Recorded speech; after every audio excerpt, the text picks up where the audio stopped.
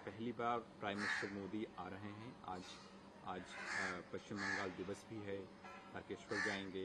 शाम में कहीं न कहीं ड्रोन का प्रदर्शन भी होगा गंगा किनारे, गंगा में। और कल जो है वो कल योगा डे है और उसको वो लीड करेंगे। प्राइम मिनिस्टर के इस दौरे को आप कैसे देखते हैं?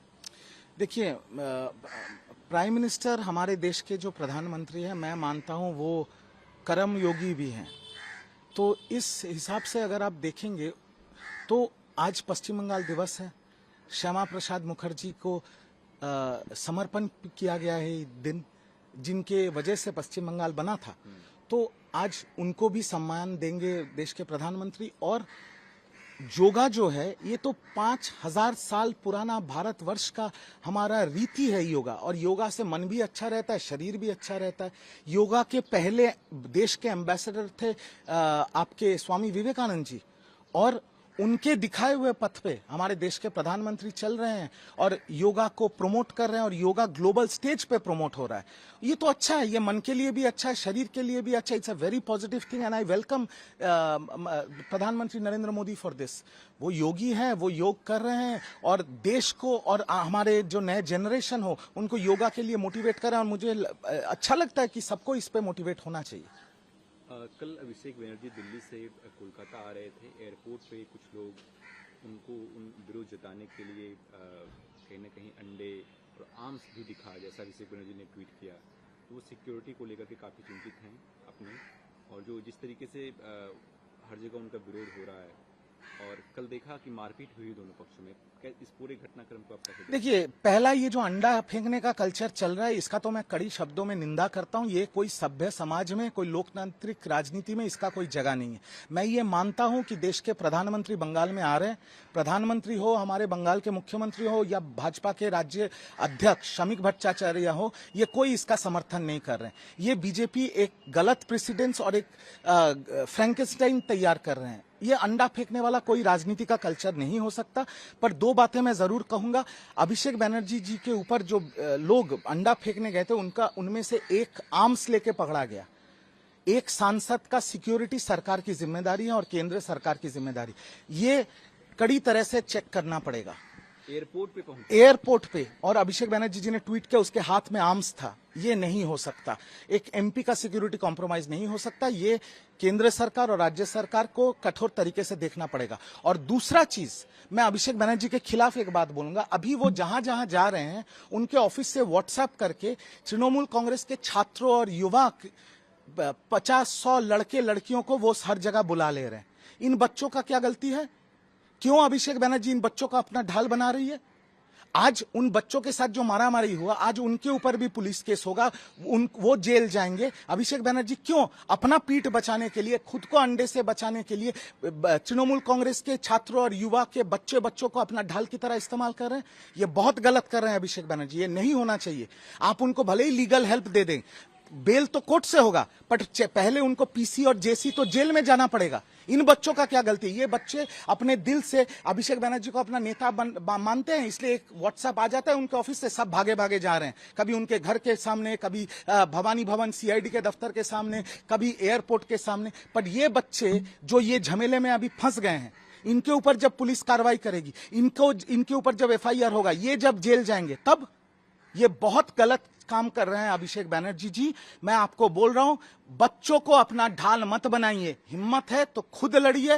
हिम्मत, अगर आपका सिक्योरिटी कॉम्प्रोमाइज होता है तो आप उसको लेके आप प्रेस कॉन्फ्रेंस कीजिए, आप बाइट कीजिए, आप ट्वीट दीजिए, सब कुछ कीजिए। बट अंडे से बचने के लिए बच्चे लड़के जो दिल से अपनी पार्टी करें, उनका इस्तेमाल मत कीजिए। ये आप गलत कर रहे हैं, अन्याय कर रहे हैं इन बच्चों के साथ। टीएमसी पार्टी के अकाउंट्स सीज किए गए हैं, 3 अकाउंट हमने देखा। अरूप विश्वास भी दिखे, वो उन्होंने कहा कि टीएमसी का अकाउंट बंद होना चाहिए, और वो दिखा भी। कैसे देखते हैं? देखिए, तृणमूल कांग्रेस के जो ट्रेजरर थे अरूप विश्वास, उन्होंने चिट्ठी दिया HDFC बैंकों की ये अकाउंट सीज होना चाहिए। तृणमूल कांग्रेस बोल रहे हैं अभी हमारे ट्रेजरर अलग हैं, शुभाशीष चक्रवर्ती हैं। अब जो बागी विधायक हैं, उनमें से 10 विधायकों ने HDFC बैंक को चिट्ठी लिखा अकाउंट फ्रीज करने के लिए, और FIR किया उन्होंने विधाननगर पुलिस कमिश्नरेट में। विधाननगर पुलिस कमिश्नरेट के FIR के तहत एचडीएफसी बैंक ने तृणमूल कांग्रेस के 3 अकाउंट सीज किए जहां पर 440 करोड़ रुपए पड़े हुए हैं और बाकी अकाउंट भी फ्रीज हो सकते हैं। अब मेरा यहां पर 2 सवाल आता है कि 440 करोड़ रुपए तृणमूल कांग्रेस के अकाउंट में है। हर जिला से, बंगाल के हर जिला से छोटे, मझरे और बड़े नेता, ऐसे तृणमूल के करीब करीब 100 नेता हर जिला से अरेस्ट हुए हैं। जब आपके पास 440 करोड़ पड़ा हुआ है अभिषेक जी, और आप कलकत्ता से दिल्ली जाने के लिए, ताकि आपको नॉर्मल फ्लाइट में चोर चोर ना सुनना पड़े, आप 10 लाख रुपए करके खर्चा कर रहे हैं, चार्टर्ड फ्लाइट में जा रहे हैं। 440 करोड़ रुपया है, 4 करोड़ खर्चा कर सकते थे आपके पार्टी के लीडर्स के बेल कराने के लिए। कैसे लीडर हैं? पार्टी के नेता सब अरेस्ट होके बैठे हैं, आप चार्टर्ड फ्लाइट में घूम रहे हैं और 440 करोड़ का अकाउंट से 4 करोड़ अपने नेताओं के लिए खर्चा नहीं कर सकते, उनको लीगल एड देने के लिए। ये कैसे नेता हैं? ये कैसे राजनेता है जो अपने कर्मियों के साथ नहीं खड़े? ईडी, सीबीआई और सीआईडी। नहीं, वो खुद परेशान है। ईडी, सीबीआई और सीआईडी के केस लड़ने के लिए 400 करोड़ का खर्चा थोड़ी होता है। उनके पार्टी के जो बाकी लीडर्स है, वो भले ही एमएलएज हो, जो भी हो, जो लोग अरेस्ट हुए, बहुत एमएलएज भी अरेस्ट हुए हैं, तो उनको लीगल एड देने का जिम्मेदारी पार्टी का नहीं था। मेरा सवाल यहां पर हो रहा है, और आगे ये सब चीजें बहुत दूर तक जाने वाला है। जब मॉनसून सेशन शुरू होगा तो बहुत लोग, बहुत सांसद बोलेंगे हम ही असली तृणमूल है और हमको लोगो भी चाहिए और बैंक बैलेंस भी चाहिए, और ये सुप्रीम कोर्ट तक जाएगा। ये सारा मामला सुप्रीम कोर्ट तक जाएगा। बट जब आपके अकाउंट में इतने पैसे पड़े हुए थे, पहले अपने कर्मियों के साथ खड़े रहिए। खुद चार्टर्ड फ्लाइट में घूमने से थोड़ी होगा। जहांगीर खान जेल में है, रेड कराया जा रहा है, लोग आक्रोशित होकर, उनके जो समर्थक हैं वो फालता पुलिस स्टेशन पहुंच गए, हुड़दंगी करी। अब नाम आ रहा है उनकी पत्नी का और उनको अरेस्ट किया गया। देखिए, सब चीज मीडिया के सामने है। जहांगीर खान के ऊपर बहुत एफआईआर्स हैं, पुलिस ने उनको अरेस्ट किया है। उसके बाद उनको रस्सी पहना के, हाफ पैंट पहना के, नंगे पैर उनको घुमाया गया है, जहां पर सुप्रीम कोर्ट का गाइडलाइंस है ये नहीं हो सकता, पर फिर भी ये हो रहा है। वो तो कानूनी चीज है, वो कोर्ट में सुलझेगा। बट उसके बाद वीडियो में ये पूरा साफ है कि जहांगीर खान के समर्थक, उनके बोला जा रहा है कि उनके बीवी के नेतृत्व में वो लोग फलता पुलिस स्टेशन गए थे। तो अब जाने के बाद जो हुड़दंग हुआ, जो लाठीचार्ज हुआ, वो सबके सामने। अब पुलिस कानून की तरह से कार्रवाई करेगी। अगर कोई किसी क्राइम में अभियुक्त है, उनको बेल कोर्ट से मिलेगा।